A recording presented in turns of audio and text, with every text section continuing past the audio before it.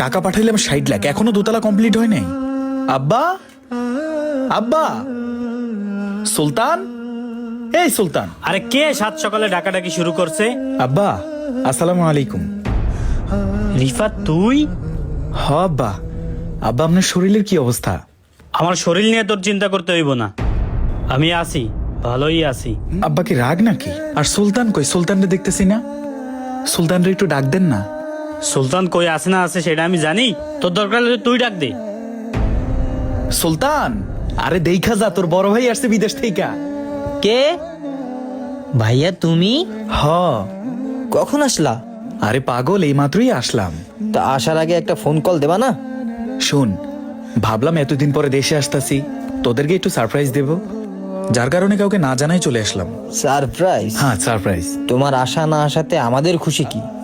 না রে ভাই, আমি আসলেই তোদেরকে সারপ্রাইজ দেওয়ার জন্যই না বলে চলে আসছি। আচ্ছা ঠিক আছে, নেক্সট টাইম এয়ারপোর্টে গিয়ে আমাকে নিয়ে আসিস। এখন এখানে দাঁড়ায় দাঁড়ায় কথা বলবি? চল ঘরে চল, তোদের জন্য অনেক কিছু আনছি, চল। আরে দাঁড়াও, কিসের ঘর?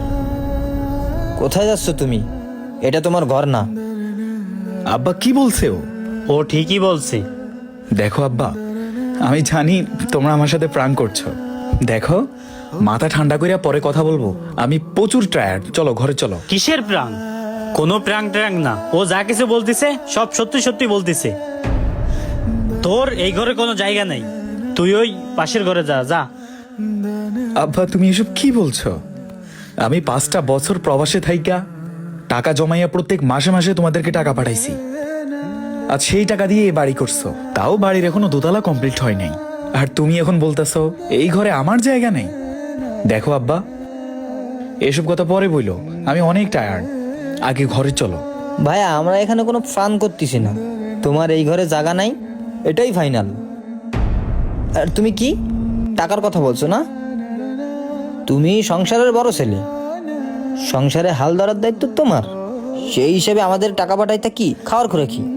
সেই টাকাটা আমরা কি করতাম, না খেয়ে সে টাকাটা গুছাইতাম, গুছাই গুছাই আমরাই বিলিং করছি। তোমার টাকা কোন জায়গা দিয়ে হইলো এখানে? আর তুমি এসে এখানে দাবি করতেছো এই বাসা তোমার? ছোট হিসাবে এই ঘরের মালিক তো এখন আমি। আমার ছোটবেলা ঠিকই কইছে, তুই বিদেশ থেকে সংসার খরচের জন্য যে টাকা পাঠাইতি ওরে আমরা জমা জমা অনেক কষ্টে এই বাড়িটা করছি।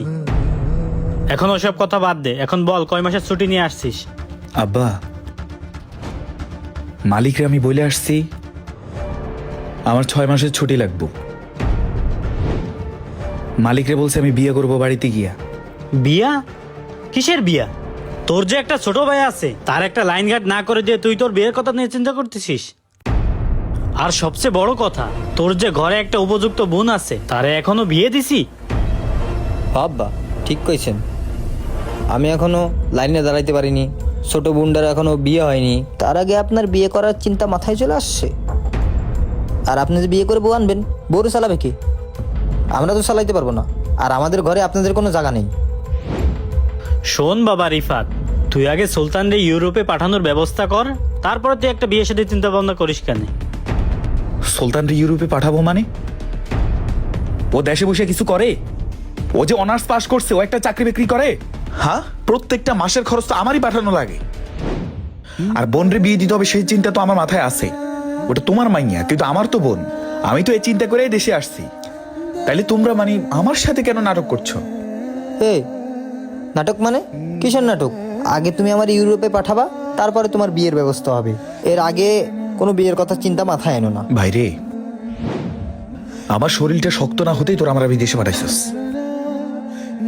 সে কথা বলতে গেলে তো তোদের গায়ে লাগবে। না খাইয়া না দাইয়া টাকা পাঠাইছি, তোরা আমারে বলছিস যে তোরই তো বাড়ি, তোরই তো ঘর, যত আগে করবো তত আগেই ভালো। যখন আব্বা টিনের ঘর ছিল তখন তো খুব কইতা যে বোনটারে বিয়ে দিতে হইব। আর সবচেয়ে বড় কথা হয়েছে তুই আমার বড় ছেলে, তোর জন্য ভালো একটা জায়গায় সম্বন্ধ নিতে গেলেও তো হ্যাঁ আমাকে ঘর চেয়ে আমার বেতনের থেকেও বেশি পরিশ্রম করিয়া তারপরে টাকা পাঠাইছি। আর এখন আয়সা বলতেছ এটা আমার ঘর না? শোন রিফাত, তুই তো আমার বড় ছেলে, তুই তো আল্লাহর রহমতে একটা লাইনে উঠে গেছিস, ওর এখনো কোনো লাইন গার্ড হয় নাই। তাই আমি চাচ্ছিলাম কি, আমি বাইরে থাকতে থাকতে এই ঘরটা ওরে বোঝাই দিতে। আর তুই তো আল্লাহ বাসায় রাখলে তুই আরো অনেক এর চেয়ে বড় বাড়ি করতে পারবি। আমি তোরে মন থেকে দোয়া করে দিবনি। হ ভাইয়া, বাবা ঠিকই বলছে। শোনো, তুমি 6 মাস না 10-12 দিন এখানে থাকো, 10-12 দিন পরে বিদেশে চলে যাও। তারপরে কিছু টাকা পাঠাও, বোনের বিয়ের ব্যবস্থাটা করি, আর আমি ইউরোপে যাই। আর চিন্তা করো না, আমি ইউরোপে যাইয়েই তোমার বিয়ে ধুমধাম করে করবো। আর ইউরোপে কি কম টাকা? 3-4 লাখ বেতন, সেই টাকা দিয়ে হই হুল্লা করে বিয়ে করাবো। আর ওই ঘোড়ার গাড়ি না, একদম মনে করো উট নিয়ে আসবো। একটা ভাইবস আছে না আমার ভাইয়ের বিয়ে। আরে রাখ তোর ভাই, তোরা সারাটা জীবন নিজের চিন্তা করছস, আমার চিন্তা একটা বারও করস নাই। আমি কত কষ্ট কইরা প্রবাসের মাটিতে টাকা কামিয়ে তোদের জন্য টাকা পাঠাইছি, আর তোরা এখানে থেকে রঙ্গলীলা করস, হ্যাঁ মজা মাস্তি করস। একটা বারও আমার কথা ভাবলি না তোরা, না? আব্বা, আমার ঘেন্না লাগে তোমার কথাগুলো বলতে। ঘৃণা করা লাগবে না, তুমি যাও গা। না, আমি চলে যাব। আমি 10 দিন না, আমি আজকে চলে যাব। তবে যাওয়ার আগে শুধু একটা কথা বলতে চাই। প্রবাস কি মনে করছো? খুব সুখের জায়গা না? ওখানে ট্রাভেলিং করতে যায় মানুষ, আরামাইশ করতে যায়।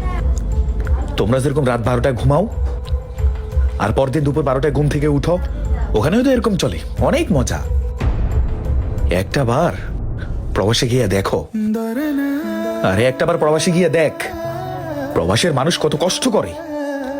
আরে তোদের মতো মানুষের জন্য ওরা দিনকে দিন বলে না, রাতকে রাত বলে না। আর তোরা দেশের মধ্যে থেকে মজা লস না?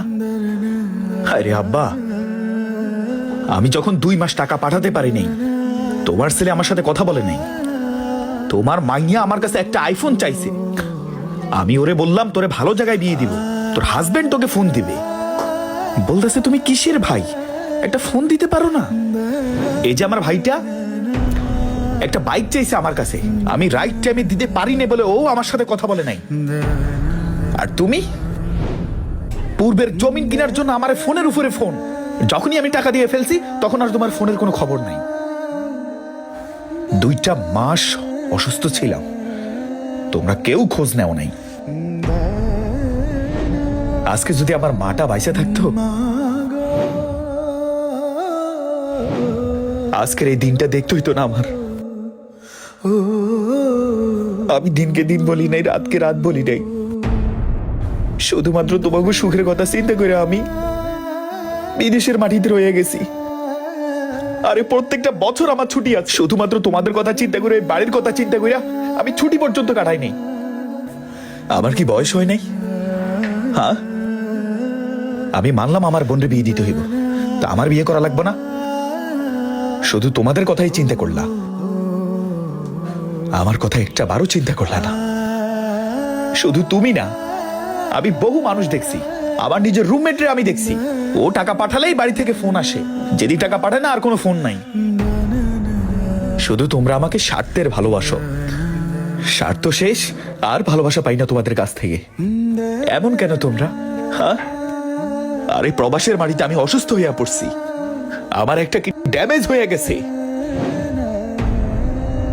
আমি এর চিকিৎসা করতে করতে আমি ঋণের নিচে পড়ে গেছি। আমি জানাইছি তোমাদেরকে? হ্যাঁ, তোরে জানাইছি? অথচ তোমাদের একটু জ্বর হলেই ফোন দিয়ে বলো যে টাকা লাগবে। জ্বরের খরচ কি 20,000 টাকা? হ্যাঁ, যে ছেলের জন্য আজকে তুমি আমাকে এত কথা বললা, আমি দেখব সেই ছেলে তোমার সাথে কি করে। প্রত্যেকটা মানুষ তার ভাইকে নিয়ে গর্ব করে, আর আমি আমার ভাইয়ের থেকে কষ্ট পাইছি, আমার বাবার থেকে কষ্ট পাইছি। প্রত্যেকটা ছেলে তার বাবাকে নিয়ে অনেক প্রশংসা করে, পোস্ট করে, তার গার্ডিয়ান, তার অভিভাবক, বাপ মায়ের পায়ের নিচে জান্নাত। আর আমি বাড়িতে এসে খালি হাতে ফিরে যাচ্ছি কেন? হ্যাঁ, তোমাদের কাছে কি আমার একটু মূল্য নাই? এ প্রবাসীরা কি মানুষ না? শুনো, বেশি কথা বাড়াবো না, আমার এই বাড়ি দরকার নেই। আল্লাহ যদি আমার নসিবে রাখে, বলছিলেন আমি আরো বড় বাড়ি বানাবো, আমি পারবো। এই চামড়াটা আমি কালো বানিয়ে ফেলছি প্রবাসে থাকতে থাকতে। ভালো থেকো তোমরা, গেলাম। ও, তোর জন্য ফোন চাইছিলি না? এগুলো তো তোমাদের জন্য আনছি, রাখো রাখো। রাখো এগুলা, তোমাদের জন্য এগুলো আনছি। রাগ করিস না। এই কথা বলবি না, রাখ এখানে, যা আছে রাখ। তোর ফোন চাইছিস না, এটার ভিতরে আইফোন আছে, তোমার জন্য লোশন আছে, নামাজের কাপড় আছে, লাইট আছে, ছোট বোনের মেকআপ আছে, ও ক্যাম্পাসে চাইছিল না, ওটাও আনছি। রাখো। আব্বা ও চলে যাইতেছে, ওরা তাড়াতাড়ি ডাক দাও। ও চলে গেলে কিন্তু মাসে মাসে টাকা পাবা না আর। তুই ডাক দে। আমি ডাক দিলে আমার পিঠে বায়ানি, তুমি ডাক দাও। হে রিফাত, রাগ করিস কেন তো? এদিকে আয়, শোন, আব্বার কাছে আয়। শোন, তুই আমার সন্তান, ও আমার সন্তান, তো রাগ করিস কেন? তুই আমার বড় ছেলে। তুই যেদিন করে দুনিয়ায় আইছিস আমি কত খুশি হয়েছি। আজ তোর মায়ের কথা খুব মনে পড়ে। তুই কি সত্যিই চলে যাবি? কি রে সেন কোনটা? তোমরা অনেক নাটক জানো। বাবা অনেক ভার। আমি যদি চলে যাই তাহলে তো আর টাকা পাঠাবো না, আর টাকা যদি না পাঠাই তাহলে তোমরা বিপদে পড়ে যাবে। এই জন্য এত দরদ দেখাচ্ছ? দরকার নেই, যা পাঠাইছি পাঠাইছি। 60 লক্ষ টাকার বাড়ি পর্যন্ত দিয়া ফেলছি। আর কি চাও? হ্যাঁ, নিজেরে বিলাই দিব আমি, নিজেরে শেষ করে দিই, তোমরা আমার কবর দেবে ঘরের মধ্যে। ভালো থেকো। ভাইয়া ভাইয়া, এটা লক বলে যাও। এই বেয়াদ। আমাদের সমাজে কিছু কিছু মানুষ এখন প্রবাসীদেরকে মানুষ মনে করে না। তারা প্রবাসীদেরকে টাকার মেশিন ছাড়া আর কিচ্ছুই ভাবে না। আর স্বার্থ শেষ হয়ে গেলে বাবা ছেলেকে ছেলে মনে করে না, ভাই ভাইকে ভাই মনে করে না। আর বেচারা প্রবাসী নিজের পরিবারের কথা চিন্তা করে নিজের তিল তিল করে শেষ করে দিছে প্রবাসী। এই 4 দিন রাতকে তোয়াক্কা না করে কাজ করেই যাচ্ছে শুধুমাত্র পরিবারকে ভালো রাখার জন্য। আপনার সন্তান প্রবাসী বলে আপনার স্বপ্ন পূরণ হচ্ছে, আপনার বিল্ডিং উঠছে। প্রবাসীরা তার পরিবারের কাছে কিচ্ছু চায় না, শুধু ভালোবাসাটুকু চায়। প্রবাসীদের ভালোবাসুন।